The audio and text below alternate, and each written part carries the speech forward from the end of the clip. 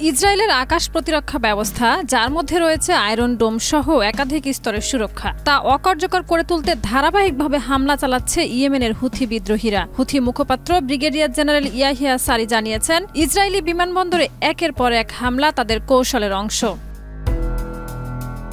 এই পরিস্থিতিতে ৪ মে জরুরি বৈঠক করেন ইসরায়েলের প্রধানমন্ত্রী বেনিয়ামিন নেতানিয়াহু। তিনি হুঁশিয়ারি দিয়ে বলেন, হুথি ও তাদের পেছনে থাকা ইরানকে এ হামলার চরম মূল্য দিতে হবে।